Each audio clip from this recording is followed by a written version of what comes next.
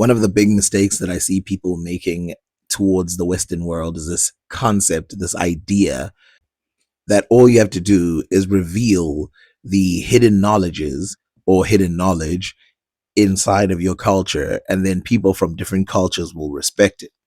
The only problem here is that in the Western world, there is no respect for high culture or low cultures as long as they're not Western cultures. As we all know, the Arabs had a culture that was beyond that of the Europeans, and yet it didn't save them from colonization, and it still doesn't save them today from ridicule.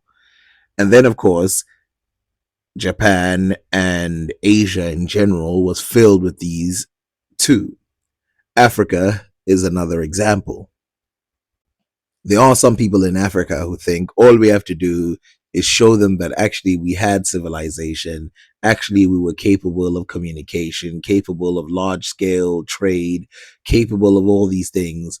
And then suddenly the Western world will feel bad about what it did and think, okay, fine, this is how we work. Now, it's true that a few number of people, a small number of people, will feel bad about this, but most of them will make a million excuses, and they never cared how much technology you actually had or didn't have.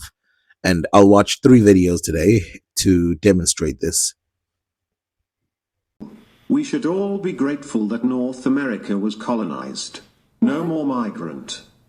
Yeah, it's different. Like, okay, you're coming from a third world country into the United States, which is a first world country, versus you left Europe at the time, which would have been like peak civilization, and then you moved to like literally there's no buildings.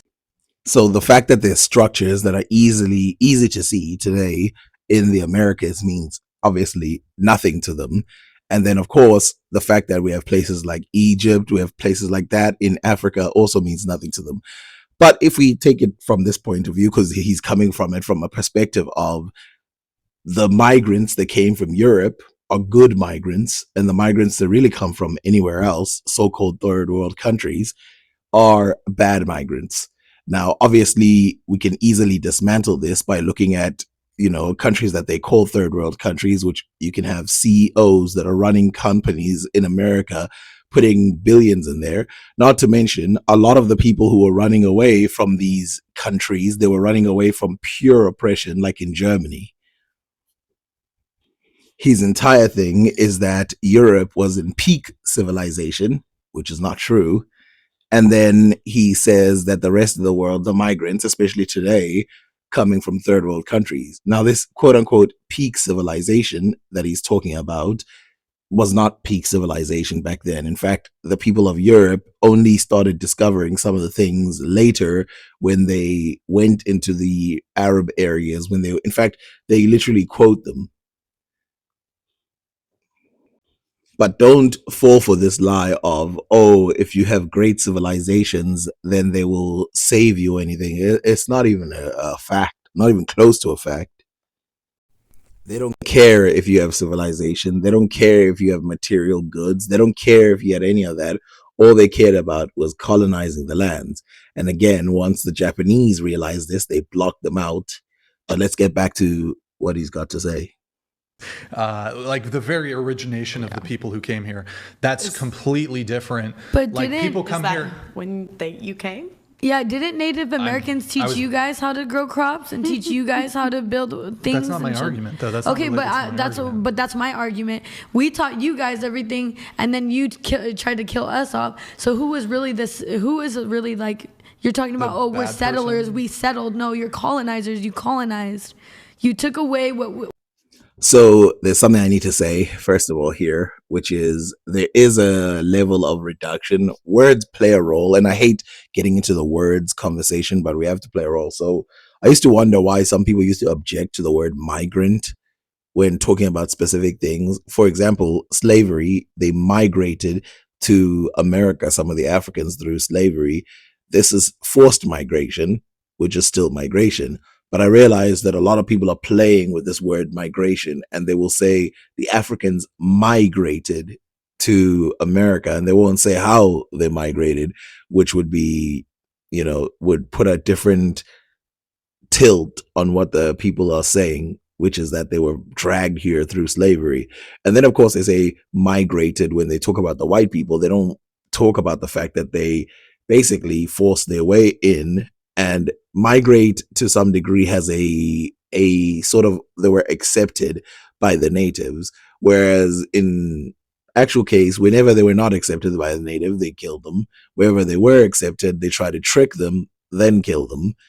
And then, things like that would happen over and over again so that they could enrich themselves and go back to the old world, and be like, oh, we killed off these little, people. I mean, they called them Indians at that time. So little Indians. And then we took their goods. There is some people who object to this at the time. So it's not like every single person back then was evil, as the fake thing that they try to tell us is like, oh, nobody objected back then. No, tons of civilizations objected. The slaves objected. You took away our knowledge and what we had and all the Native Americans had, and you took that and you used it against us. Not only did you use it against us, but then you took it and you decided to become settlers, not what the fuck you are. It's colonization. Yeah, you took it. Well, you took our contrast. knowledge and you said you were bringing us things. What did you bring us that we didn't already know? We gave you information. Diseases. Well, look. So I'm happy to Herpes. to agree. So as important as agriculture is and stuff like that, but there's a little bit of a minimization in seed culture and stuff that is done so that it becomes a bad argument to the Europeans. Really, the other stuff they taught them was governmental systems like democracy, which I've played a video on that as well. They also brought this. There's several things they brought into the picture, but then not only that, the Europeans did not come to an uncivilized location and then civilize the people, especially if you're talking about places like Mexico, places like the Aztec regions and places like that, which were not necessarily divided up in the way that people talk about them today, like the United States. Or what about, let's enclose it to the United States? Why? The Native Americans start from Canada all the way down to like Chile and places like that, or Bolivia. But it didn't matter which section of the world they were in. All of it got taken. All of it was forced. All of it was removed. Now, some people will say, but isn't that what happens when people migrate? No, the Polynesians migrated to the Americas. They didn't cause as much harm as the Europeans did.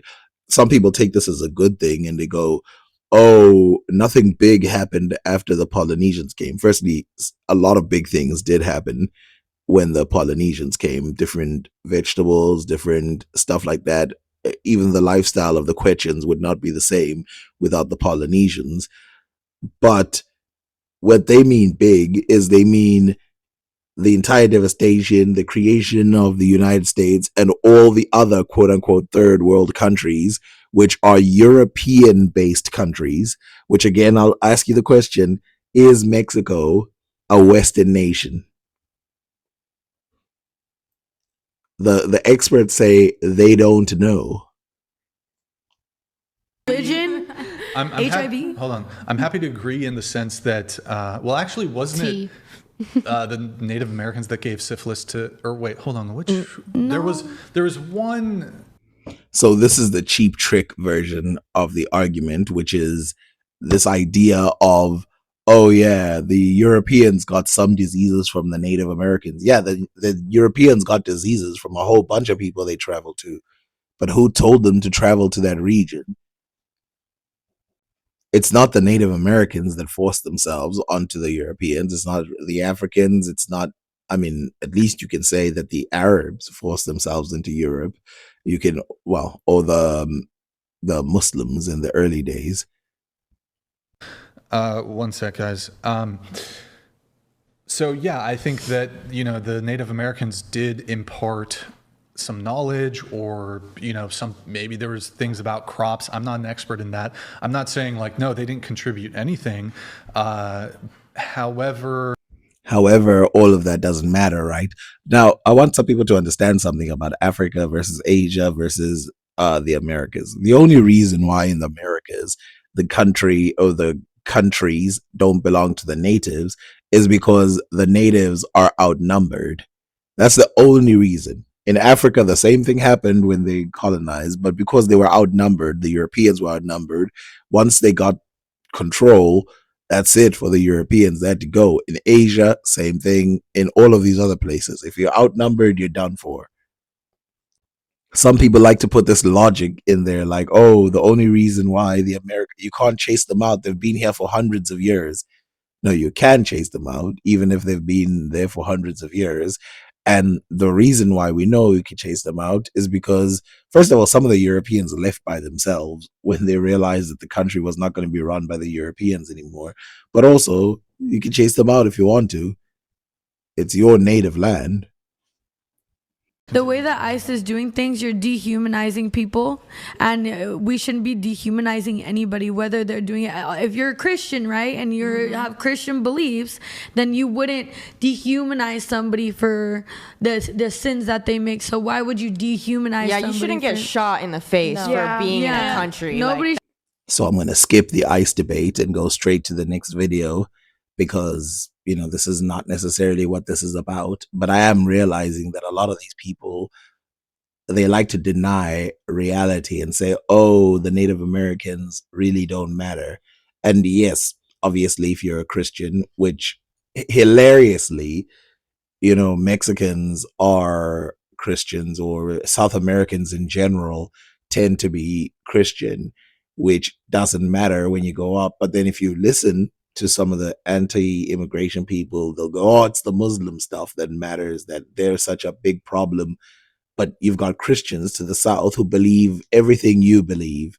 But then they're like, nah, help fellow Christians. Why would I do that? Some of them, of course, this is the funny part, because proximity to whiteness is like a thing. Some of them, of course, would be considered white in their own countries. But then they go to the Americas and now they're just some South American mixed breed person.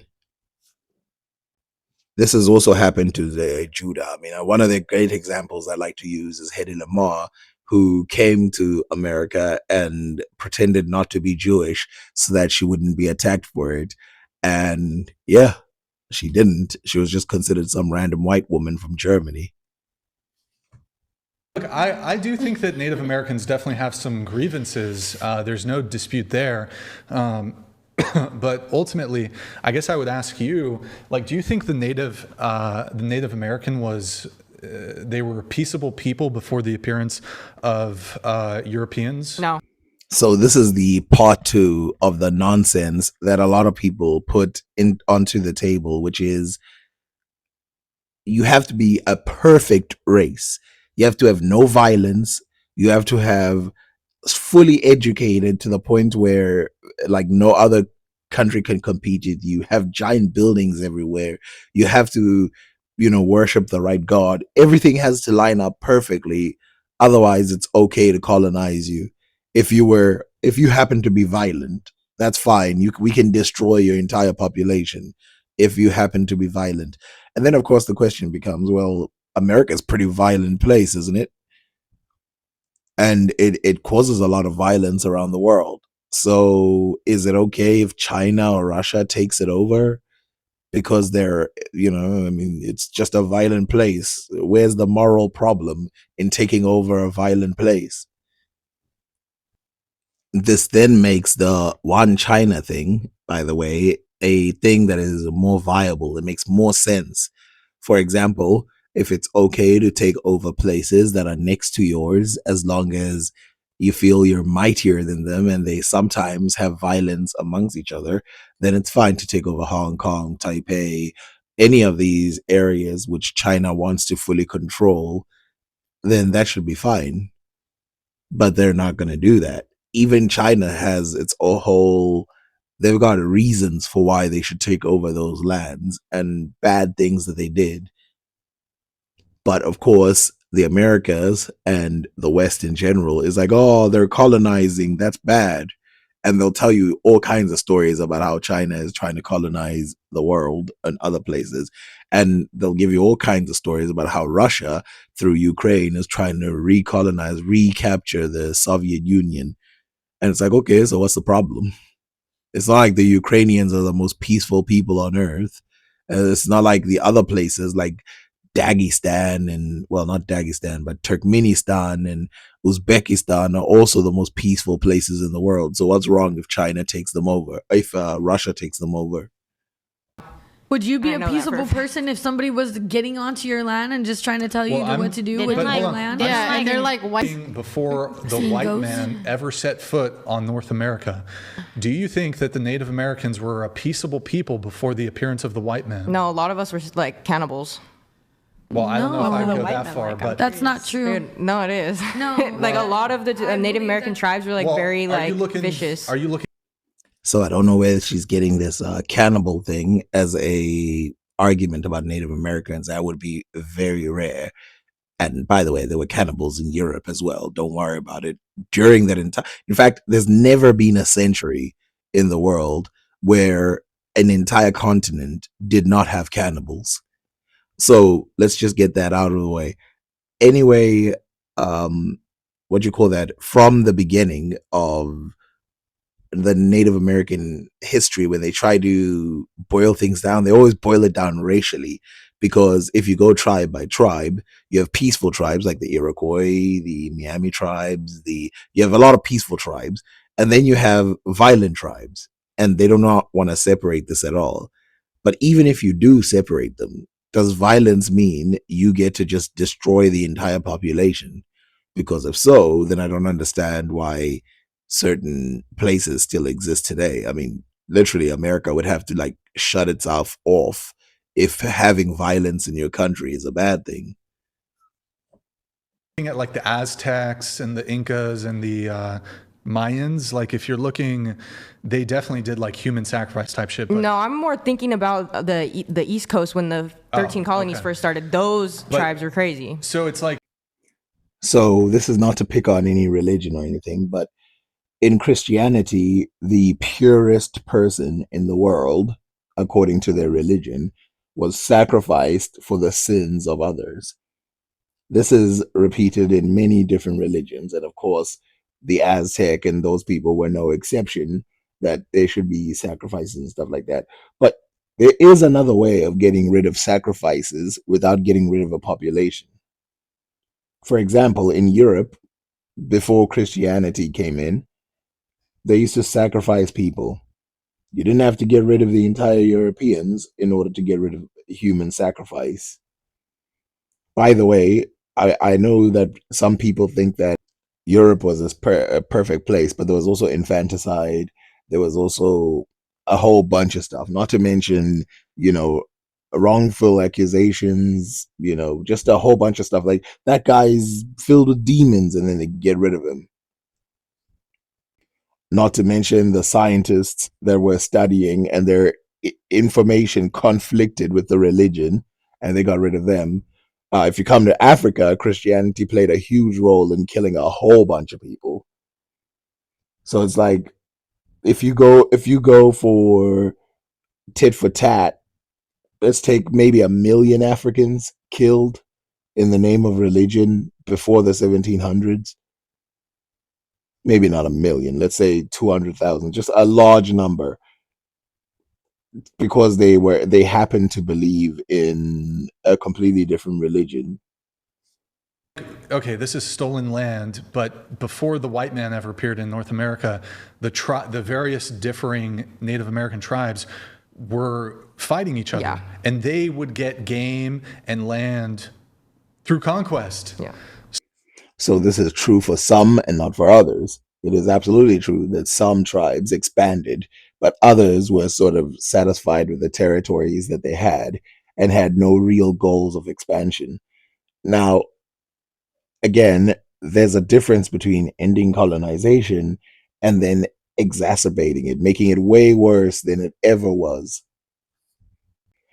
This is almost like if I went to a family and I found that they were like beating each other up and sort of abusing each other, And then I decided, you know what I'm going to do? I'm just going to torture every single one of them for the rest of their lives. See, problem solved. It's like, what? That's not how that works. If you want to take credit for ending something, you better do the good thing. So for hundreds of moons before the white man ever appeared, Native Americans were fighting each other. So do we return the land to the tribe that was the final Native American conqueror of that land? So you want or do we return the land to the tribe in which the Chippewa conquered the Apache? I'm not sure. That. So you know what's funny about his argument is that he is saying that you can't just give it to the latest conquerors. But isn't that what some of these Western nations are? They literally are the latest conquerors. And if they're the latest conquerors, that means they should own the land, right? That's what you're saying. So here's a simple way of doing it. How about when basically the Europeans went and conquered Japan? Should they have just colonized the land and just been like, okay, well, you guys gave up, so therefore Japan now belongs to us? Or when they defeated Germany, should Germany now belong to America? Why should it go back to the original people? Look how violent they were.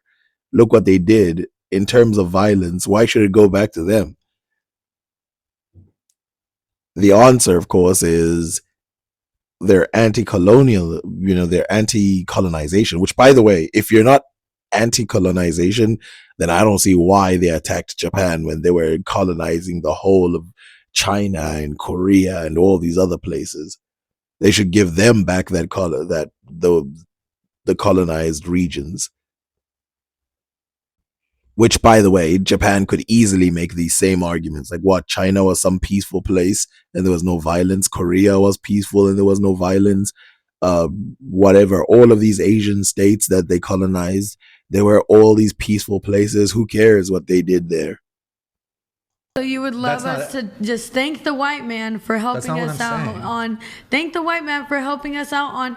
Helping the Native Americans or the Inca to fight the Aztecs and fight these. No, I think what he's saying is get rid of everybody altogether. Well, that is what he's saying. He's saying thank the white man for getting rid of human sacrifice. Thank him for getting rid of the Inca or whoever the hell who are dominating. And then thank them for destroying 90-something% of the population. Now, of course, Native Americans still exist today, but yeah, go thank them for destroying. Because, of course, if you said to the population, if you gave them an option, you gave them a time machine, and you said, either you guys are going to continue to have human sacrifice, right, where you kill maybe, I don't know, 200 members of your tribe, or the entire tribe's going to disappear. Which option do you think they would choose? And it's going to be replaced by a completely alien group of people. A violent, colonizing alien group, which will basically violate your women, destroy your children, experiment with your men, pour diseases on top of you. But yet, remember, they're nice people because they don't like human sacrifice a little bit. That's not what I'm saying, but what I'm saying is, if we're talking about stolen land, to whom do we bequeath the land back to? Do we bequeath it to the Chippewa? Do we bequeath it to the Apache? Do we give it to who do you give the land? How about you give it back to the Native Americans and let them decide who they're going to give it to? Obviously, the tribes can never exist back in isolation as they did. Just like when the European states got back their lands, they didn't get them exactly as they used to be. When the Romans left, when the Turks left, when all of these people left, borders changed. The Vikings, don't forget about them. Back to because Exactly. the various Native American tribes were conquering each other for decades, if not centuries, before the appearance of Europeans. And they were doing it for no less noble a cause than the same reason the white man did it, for conquest. So first of all, this conquest idea is trying to set up white people as if they were these super brave people. They didn't really do it for conquest. They were in a desperate situation where they couldn't travel through the East. So they decided to try and go through the West because of myths that said there must be a way of getting to India from the other way around, and then running into a continent which was there, which had been thought that there could be a continent there, but they didn't know if there's a continent. Now it's true you can get to India going the other way around, but this was a desperate move. It wasn't, oh, we are so smart, let us go conquest. It wasn't that simple. It was, like a lot of people, thing about trying to make your civilization survive. Where it got really bad is that they found resources, they found people who were willing to trade, who were not as violent to them as the Muslims were, who were not as whatever. And instead of saying, you know what, we can now survive as a civilization, they decided to be violent towards the people and take things violently. And that didn't end good for those people. There is a reason why the Islamic world still survives to this day. So before we watch another video that is similar to this one, I want to watch one that is on the other side. So we'll watch that before we watch Ben Shapiro. What's going on, everybody? This Afro Think Tank. Native American woman tells white man that she does not care about his race and that they're going extinct. And hey, listen, I'm not even mad at her. If anybody on this planet can say what they want to say to the white man, it's Native Americans.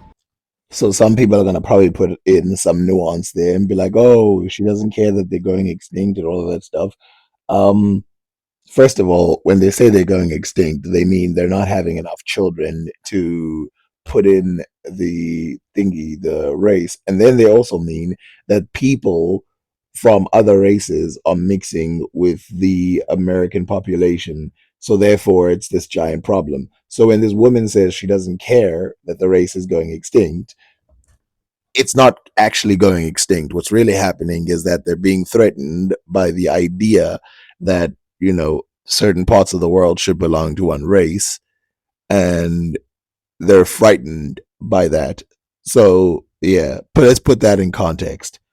And then secondly, think about the fact that a lot of these Europeans don't care that the Native American race went extinct, even though literally it held some of the biggest secrets in the world. It literally was two isolated continents on the other side of the world. Think about how many secrets they had for us.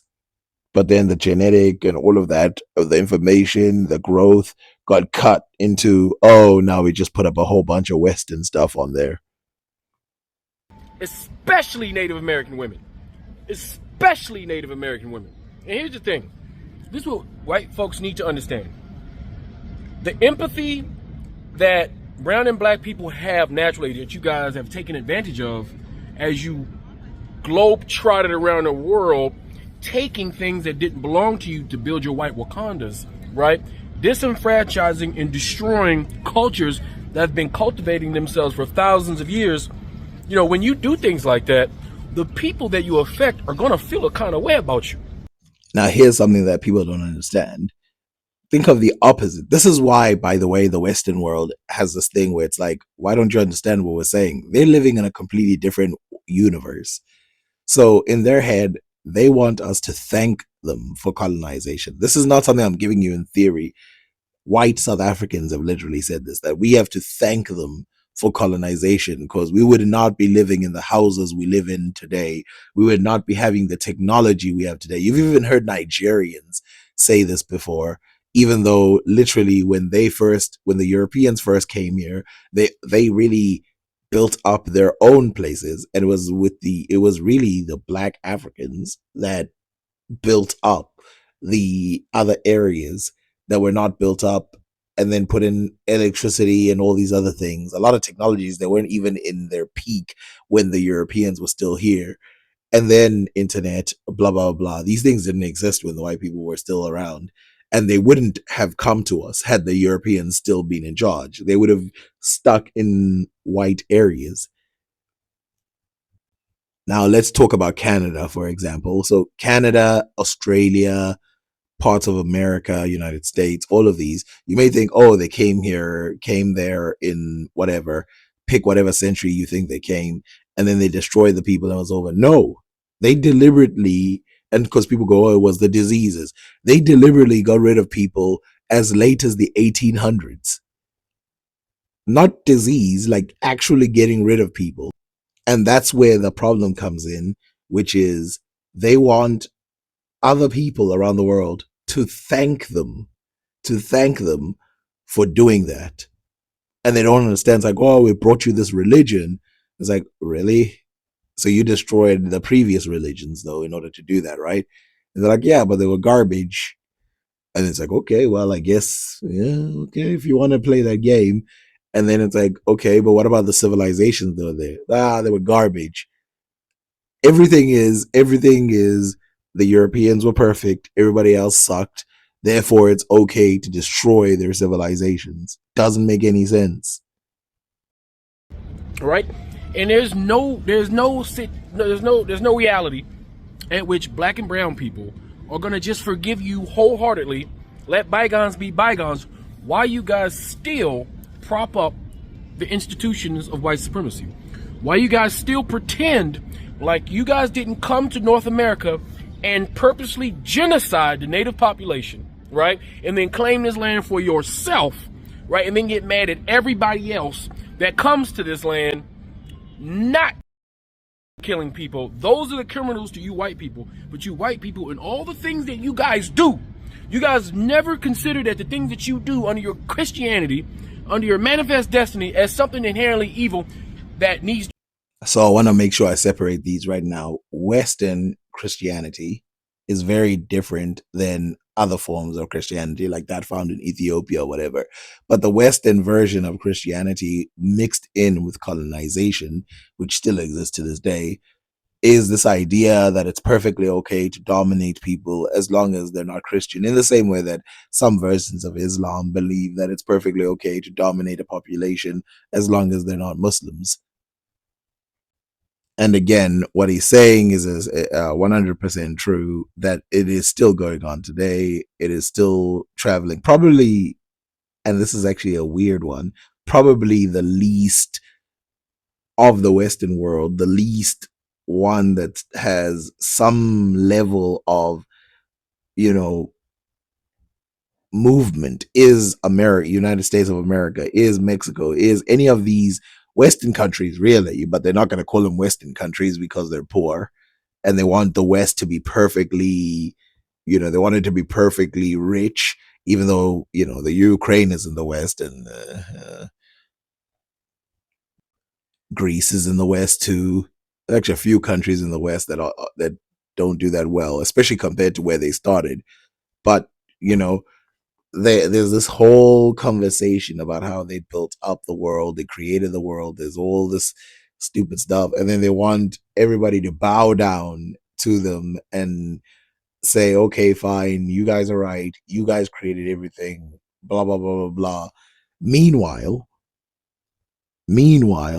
they're causing a lot of violence in the world, they're stopping people from growing, right? They're putting all these laws out there. And then they'll make up this sort of world of, it's more difficult to explain than you think. It's actually simple, but it's so simple that I don't know how to put it in different words. The Western world is trying to make it seem like they created everything by downplaying every other civilization that has ever existed. To be rectified, it needs to be acknowledged and fixed, rectified, and reparative justice needs to be had. Every single Native American should be wishing, probably does, wish that you guys would just disappear. I mean, I'm sure they've wished that for hundreds of years, but even more than that, I always wonder, because, booms have happened before. What would happen if there was like a population boom of Native Americans and they started reaching like 200 million? Would the Europeans be like, oh, that's fine? Or would they be like, yeah, we got to put some kind of lid on this? Most African people who are aware of the levers that control their societies wish you guys would just disappear. So, of course, I'm glad he said the people who are aware that there's levers that control the society, because people like to think that Africa right now is completely free. I mean, half the work that has been done by Africans is done, at the sort of pushback of European powers. When you try to do something completely on your own, they'll push back as hard as they can. And by the way, this does not come from One Direction. This has come from the Vatican. This has come from just Europe in general, the Americas, just anywhere where there's the Western world. The rest of the world was not even in a position to try and influence in that way. And when they did, some of them were not good, like some of the Middle Eastern countries. But we'll talk about that some other time. All those Australians wish you would disappear. Matter of fact, every place you guys went to outside of Europe, I guarantee you that indigenous inhabitants wish you guys would just disappear all the way. Again, so I'm going to play a video for you right now. It's of a New Zealand parliamental figure, and a lot of them who are representing the Maori tribe or the Maori people in New Zealand, the Polynesians of that area. And basically they tear up a bill and start dancing their traditional haka, or I don't know if there's a difference between what they're doing and the haka, but they're doing it because they're seeing that the government is undermining the Maori population.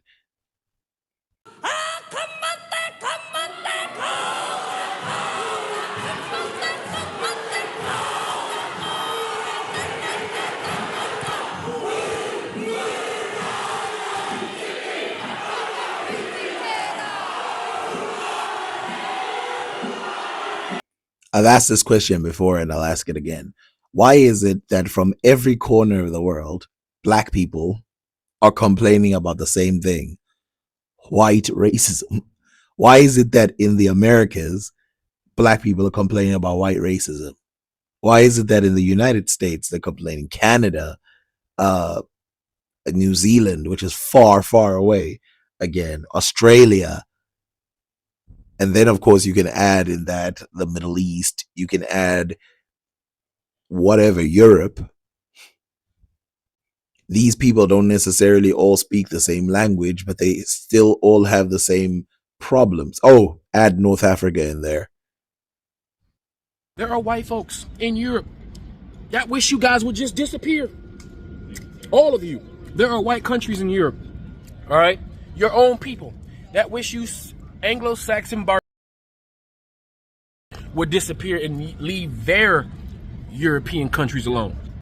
Well, they can't do that because somehow they need to be connected to the rest of the world, tell them what to do. And then when the rest of the world says, okay, you want to tell us what to do? We're coming to you. Then they go, no, stay where you are.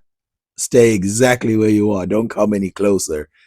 And then they put things up like Brexit and all these other things to try and stop people from coming. Those days are over with. People are smart. People are figuring out that white folks, certain white folks, live in this mesh of delusion and denial, right? And then when you feel guilty, you turn that guilt and you project that onto other people because you guys have issues handling the guilt because you know what you guys have done are wrong. Your whole history is terrible.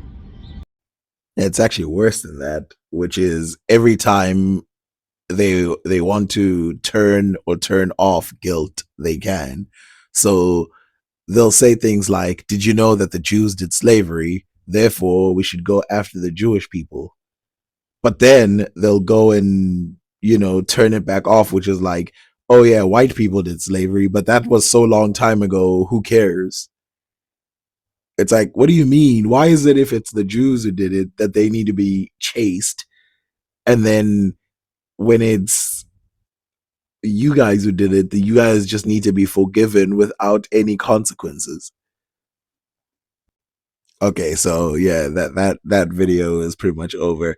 He goes on for another 10 minutes, but yeah, that's not the point. Let's go look at Benius Shapiro's and how he basically justifies why it's perfectly okay for Christopher Columbus and all his boys to destroy the Native Americans. Today marks Columbus Day, or as it has newly been touted by now the Biden administration and by many major cities around the country, Indigenous Peoples Day. And it's worth examining in a little bit of detail. So obviously this video is from a while back, and I'll have a more recent one from a different person, but you know, we'll get back to that.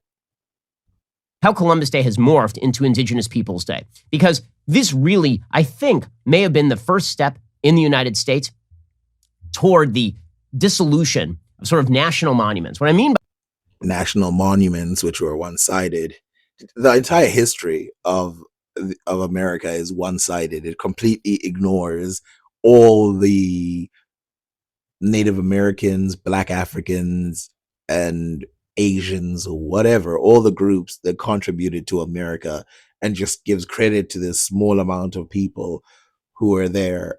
And then somehow you're supposed to like high five each other and go, well, national monuments matter. By that is that there are monuments that had been argued over for a long time because they honestly ought to be super controversial. So, for example, Confederate monuments, you understand exactly why people would look at that and go, why exactly is there a statue of a person who rebelled against the United States? You get that. Right? Well, if that's understandable, then I guess all of them are understandable, because a lot of these people are very controversial, to be honest. At least in the modern world, they are. They don't represent anything that the modern world should be, except for the people who like the modern world being very similar to the older world. You understand that. And certainly you see from a Black American perspective why you would look at a Confederate statue and say to yourself, well, that person literally has a statue for fighting for the enslavement of my ancestors, right? Well, a lot of the people who fought against slavery also had slaves. Let's jot that down real quick. The Confederate statue is not a statue to uphold the glory of the United States. It's a statue about people who were, legally speaking, traitors. And you understand the countervailing argument, which is that we have to actually recognize the ugliness of our history in order for us to move forward, and tearing down those statues is a mistake. That blah, blah, blah, get to Columbus. Actual American heroes being obliterated. And the idea there is that virtually all American heroes participated in crimes and injustices of their time, meaning that were very common at the time. And so Ben Shapiro is of the Judeo faith, and he should never use the argument that something is common at the time, so it's fine. Remember the story of Sodom and Gomorrah? Remember that one? Just because everyone in your society is doing something doesn't mean it's fine. And in fact, God himself literally tears down the entire area, leaving nothing behind, because they had become so rotten as a people. That's according to the Bible. So most Americans look at those people and they say, okay, what were their historic contributions to the United States versus what were their demerits of the time? Not meaning if there were a person who did what George Washington did today, what would we do to that person? That person would go to jail. Slavery is illegal, for example. Well, it depends how he did it. If he did it the way that a lot of corporations from the West did it, they'd be able to get away with it as long as they set up the camps in Africa or some other offshore area where they can take advantage of the slave wages of the population, or just pure slavery. And then, of course, there's the second version of this, which is if you're rich enough, you don't get punished for your crimes. Like, for example, the whole Epstein thing, where they literally took slaves, let's use that word, for their own gratification, and now nobody's being arrested. Not for that crimes specifically. And those who did get in trouble, like Epstein in the beginning, he didn't get into half the amount of trouble, which I do want to talk about for a long while. Like, we're going to get into the Epstein thing in another video. But in the context of the time, when slavery was near universal across virtually all of the world, So this word universal is a scary one. First of all, slavery, although common in some parts of the world is I wouldn't use the word universal. A lot of places in the world did not have slavery, probably a much bigger one than those who did. The only places that covered these really large slave ports are the, let's say, Islamic areas. They covered large slave areas. The Christian areas, they covered large slave areas. Then you have China, you have all of those other places that had slavery. Then you had different places like parts of India that were completely against slavery until, of course, the Muslims took over some parts of it. And then, of course, you have some parts of India where people go, oh, the servantness of it is similar to that of being a slave. So in other words, they don't even want to acknowledge that some of the Indians got rid of slavery. What did he do that was good? What was different about George Washington? What was the same as his compatriots? Okay, well, when you look at Christopher Columbus, which has now become sort of a hot topic, when you look at Christopher Columbus, which is he closer to?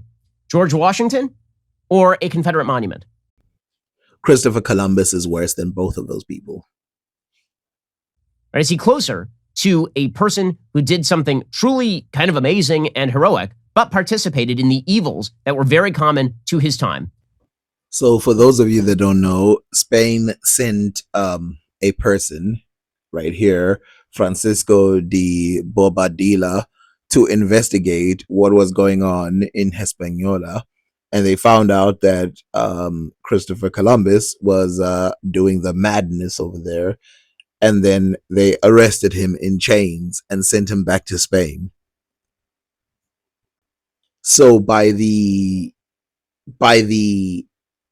morals of the day, he was considered too violent.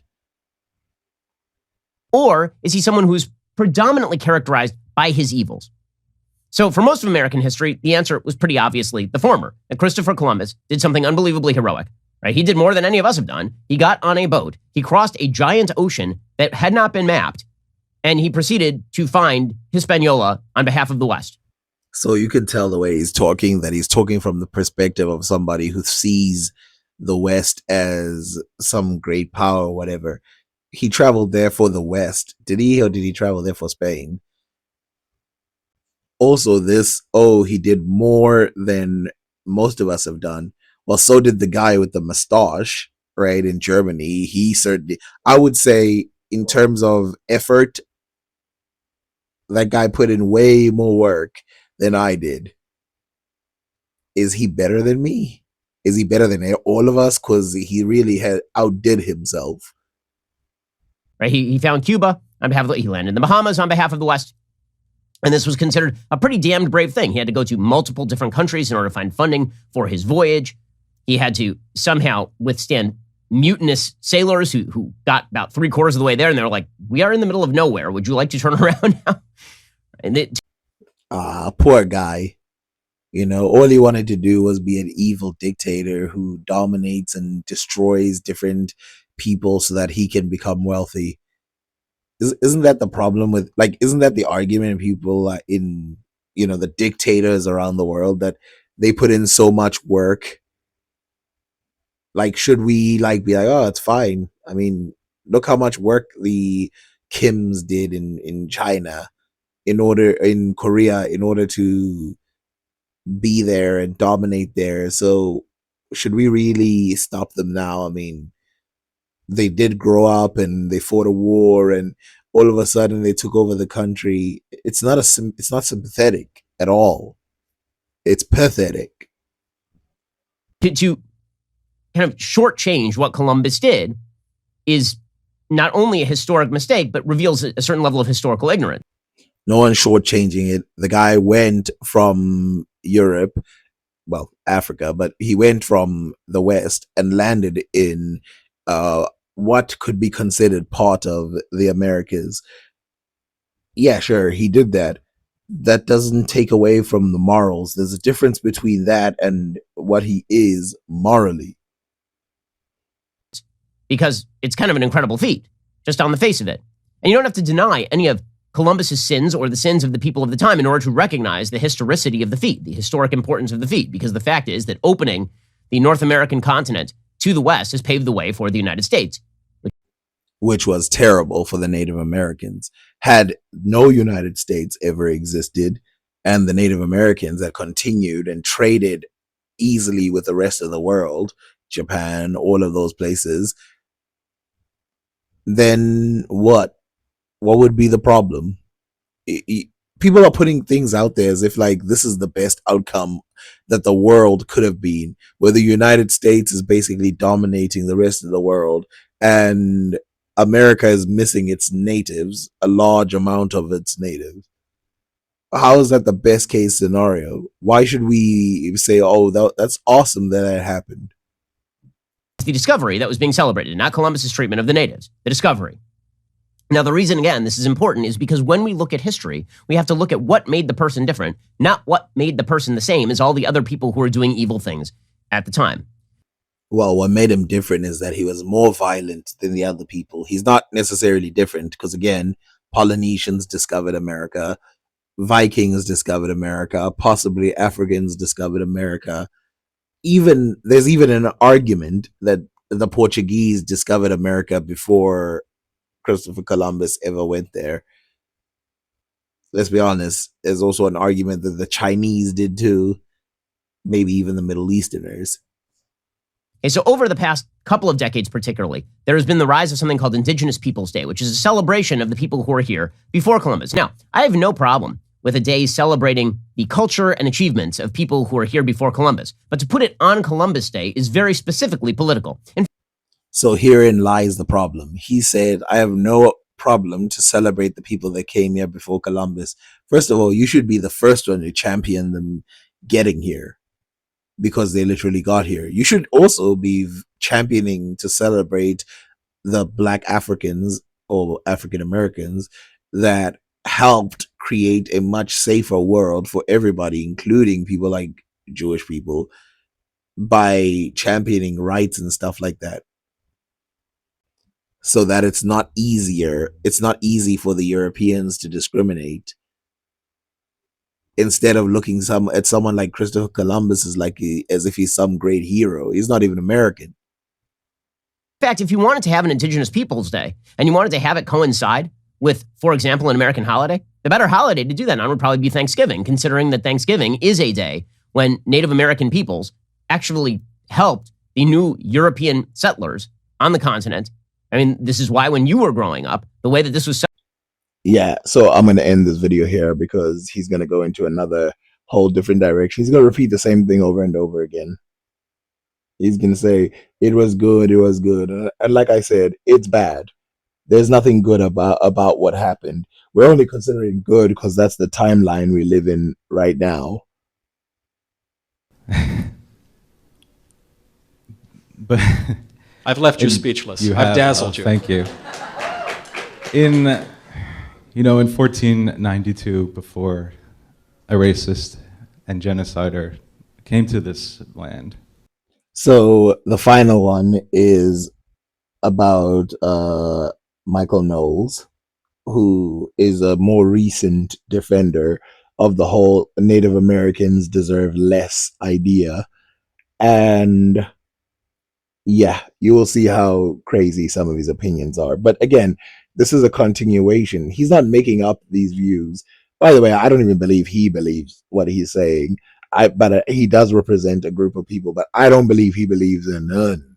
I don't believe he believes in anything. I believe he's a actor who is acting. There were people living here. Every inch of this land was occupied. Just as a matter of history, not every inch of the land was occupied. So that's a pedantic point. Obviously, he doesn't mean every single inch of the land. All he means is from top to bottom, most of the land was owned by somebody. In fact, the people who landed here state who the land belongs to before they take it. There were huge areas that were completely wilderness. I was quiet the entire time you spoke. Those people still exist. The North American indigenous people, Central and South American, they're still here. Yes, they are. And of course, they're they are being ignored in the modern world, in the common world, for obvious reasons, because of course they have claim to the lands. And that's really why they want to ignore them. But let's see what point he's got to say. And I would like to know how you can say that they have no ancestral claim to this land, and that as a white person, you can say that they cannot migrate freely and cannot use the land freely that they rightfully own and have for thousands of years. Well, Michael, I'd like you to be more specific. Which people specifically and which land specifically? Because there were lots of different peoples in the northern and southern, in North America and South America.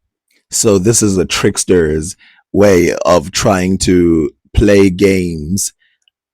Oh, which people, especially which people you talk about specifically, and how about Native American people specifically, and Native America, or the Americas, or Turtle Island, or whatever the hell you want to call it, the entire continent. Those people living in that area, how about they be free to move from top to bottom as they were in the past, as we see general migrations, general movements into Canada from the United States, or from Canada into the United States, from Mexico into the United States, from back and forth, that entire region. America at the arrival of Christopher Columbus. So which people do you think have a claim to which land? I'm talking about the Native Americans. There were many different Native American tribes. Would you tribes. like me to name all the tribes? Yes, and I'd like you to name, and the reason I would like you to name all the tribes is because there were many tribes who conquered many other tribes. So just as an example, So it's the same old, same old. The many tribes that conquered other tribes, therefore we conquered them, but conquering is wrong. So therefore, even if you're coming peacefully to work into the country, then you are doing wrong, because people a long time ago were conquering, and that's wrong. It's like this whole argument makes no sense. By the way, claim to land does not come from, hey, people were violent, therefore you don't own the land. You know how like Europeans say Europe is for Europeans? Ever notice that they sort of understand this concept when it comes to their own continent? Thank you. Just as an example, the Comanche Indians come in and they conquer areas run by the Apache Indians. Now the United States comes in and it owns that land. To which tribe should that revert? To which tribe should that land revert? The Comanche who had it before us, or the Apache who had it before them? Moreover, for the people who still exist, you're referring to Christopher Columbus in an ahistorical way by calling him some sort of racist or some sort of genocidal maniac. The man. This one is my favorite one, the favorite argument, which is, oh, everybody back then was pretty evil. By the way, Ben Shapiro and this guy, you can see they disagree. Ben Shapiro accepts that the Christopher Columbus dude did bad things. This guy thinks this guy was an angel. So during his time, during Christopher Columbus's time, when Europe was full of racists, and I can show you tons of books where they literally, have all kinds of wants for Black Africans and comparing them to specific beasts, this guy is going to claim that Christopher Columbus was the one angel who went to the Native American land and never ever looked at them as different. He was like, these are humans like us, guys. Get out of here. Never committed any sorts of genocide at all, and he was actually known among the Spanish explorers for his good treatment of the natives. That point is neither here nor there, and I encourage people to read biographies of Christopher Columbus because there's a lot of historical fiction out there. So, by the way, if you don't know, this guy's excuse, I can't watch the video here because it's like 30 minutes long. This guy's excuse for why Christopher Columbus was arrested and taken away from the Americas is because everybody else was such a great politician and Christopher Columbus was an idiot, to the point where they tricked him into giving himself up so that they could get all the riches in America. Not because of all the stuff that he actually did in the Americas. Point on that is that when the Spanish came to this country, into this continent, they did create a new race known as Latinos. This is a mixture of Spaniards and Native American populations. So if we are going to revert certain land. So this is one argument I've never heard before. I'm looking forward to how he's going to claim that people who have Native American ancestry deserve America less than people who don't. To native populations. Why would we not then immediately take that land away from them because they also descend from Spanish explorers? In what sort of atomized way would you define your own race, your own identity? I think this is a very backwards and ultimately impossible view of personal identity that puts your stock in some particular ancestor rather than something that is larger than yourself. I think it's a So again, he misunderstands the argument. The argument is the land was people could move freely from one part of the land to the other. You might not know, but there's actually a lot of people in Mexico, in South America, who are still natives, like unmixed or mixed a little bit, but they belong mainly to the native population. And would he say that's fine for them to move freely? No, it wouldn't, because it's got nothing to do with that. He's just throwing that in there as a distraction. The second thing is, if those people are the descendants, and they are, some of the people are the descendants of the Hispanic whatever, then what's your problem? Since they quote unquote founded America, shouldn't they have the ability to move freely, since your people would be nowhere near America if it wasn't for them, at least for the West? Madness of the modern left, and it leads to crazy policy proposals, such as saying that somebody who descends from a native population in Colombia has a right to move to any apartment he wants to in New York because of race or something. I mean, that wouldn't be my argument. My argument would be, you guys stole the land, so you probably should give it back. I mean, that would be my argument. We can certainly have a response. Thank you for not answering my question. And in the future, I think I did answer you. How specifically could I answer your question? If you could not lower the microphone until the person's done speaking, I think that'd be better for everyone. Thank you. That's all. So you were done speaking. All right. Now, I know some of you are going to be like, oh, let's watch a different video of him. Let's see it. It's all the same. It's all distraction, distraction, distraction. He doesn't care about Native Americans. He makes even the case that Native Americans don't deserve the land because, of course, they were violent. People were violent in the past. Therefore, it's okay to destroy them. So, of course, as Black Africans, you might be thinking, why do we care? Why should we care about this? Well, let me tell you, because I've seen a lot of people who think, oh, by showing that we have civilization, by showing that we arrived first in the Americas, by showing this, showing that, showing that, we're going to suddenly, they don't care. It all boils down to this race is better than that race. Forget it. It doesn't matter. It wouldn't matter if they didn't have a single brick put on top of another brick in Europe. They would still be saying the exact same arguments. And they did, really. I mean, when the Middle East was ahead of them, they still were looking at them like barbarians.